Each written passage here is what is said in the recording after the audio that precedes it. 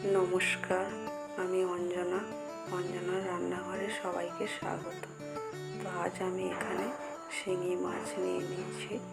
এই শিঙি মাছ দিয়ে পেঁপে দিয়ে, আলু দিয়ে, ডুমুর দিয়ে আমি পাতলা ঝোল বানাবো।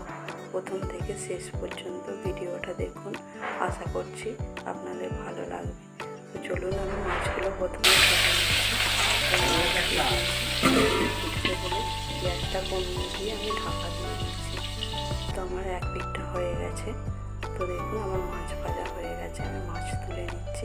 এবার ওই কড়াতেই আমি কালো জিরে দিয়ে দিলাম, আর আমি কাঁচা লঙ্কা দিয়ে দিচ্ছি। আমি ঝোলটা কাঁচা লঙ্কা দিয়েই বানাবো। তো এবার আমার কেটে রাখা সবজিগুলো দিয়ে দিচ্ছি, কিছুক্ষণ নাড়চাড় করে দিচ্ছি।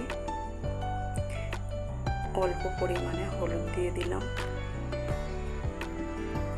এবার আমি পরিমাণ মতো জল দিয়ে দিচ্ছি।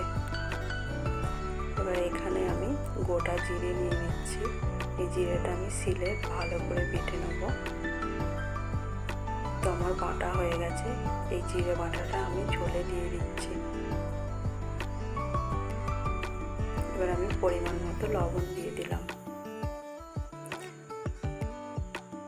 আমি এবার কিছুক্ষণের জন্য ঢেকে দিচ্ছি, আমার সবজিগুলো সিদ্ধ হবে।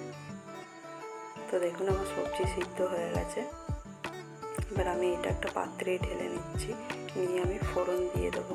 তো আমার কড়া এখানে পরিষ্কার করে নিয়েছি। এই কড়াতেই আমি তেল দিয়ে দিলাম। এবার আমি তেজপাতা দিয়ে দিচ্ছি, পরিমাণ মতো 5 ফোড়ন দিয়ে দিচ্ছি, আর একটু অল্প পরিমাণে আদা বাটা দিচ্ছি। দিয়ে আমি এতে এবার নাড়চাড় করে আমি এবার এর উপরে ঢেলে দিচ্ছি। এবার আমি কিছুক্ষণ ফুটলে আমি মাছগুলো দিয়ে দিচ্ছি।